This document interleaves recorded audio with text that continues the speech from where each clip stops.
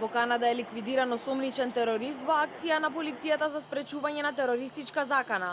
Акцијата била спроведена откако полицијата добила доверлива информација за потенцијална терористичка закана во северно предградие на Стратрој, град кој се наоѓа во канадската провинција Онтарио. По добиените сознанија за можен терористички напад, полицијата спровела засилени безбедносни мерки, при што идентификувала осомничен потенцијален терорист кој бил застрелан.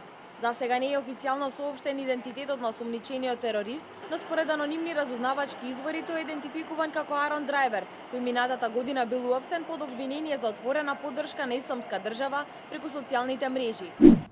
Украина ќе бара итен состанок од Советот за безбедност на Обединетите нации доколку продолжат да растат тензиите предизвикани од обвинувањата на Русија дека официјален Киев организирал напади во Крим, соопшти украинскиот амбасадор во Обединетите нации Владимир Јаченко. Рускиот председател Владимир Путин ја обвини Украина дека го избира теророт пред мирот по нападите во Крим, кои тој утврди дека се диригирани од украинските војни и разузнавачки служби. Украинскиот председател Петро Порошенко ги отфрли тврдењата на Путин, нарекувајќи ги цинични и неразумни.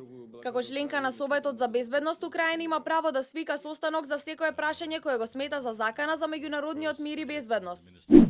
13 лица се повредени во експлозија на возило во југозападниот пакистански град Куета. Само неколку дена откако во самоубиствен бомбашки напад во болница во истиот град загинаа најмалку 74 лица. Повредените меѓу кои двајца посериозно веднаш биле однесени во болница. Рачно изработената бомба била насочена кон полицијата која придружувала судија кој не бил повреден во нападот. За последниот напад во болницата во Квета во кој загинаа голем број на адвокати, одговорност презеде Исламска држава и фракцијата на палестанските талибанци Џамат ул-Ахрар.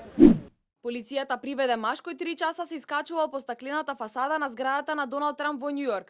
Првично полицијата се обидела да разговара со него и да го вразуми, но безуспешно. По настанот, 20-годишното момче од Вирџинија е испратено во болница на психијатриска проценка. Младиот американец вели дека сакал да се сретне со Трамп. Тој се оквалификувал себе си како независен истражувач кој сака да го привлече вниманието на Трамп и на YouTube објави видео снимка на која говори за своите планови. Во видеоклипот насловен како порака до господин Трамп зошто си искачив на вашата кула, тој ги повикува американците да гласаат за кандидатот на републиканците.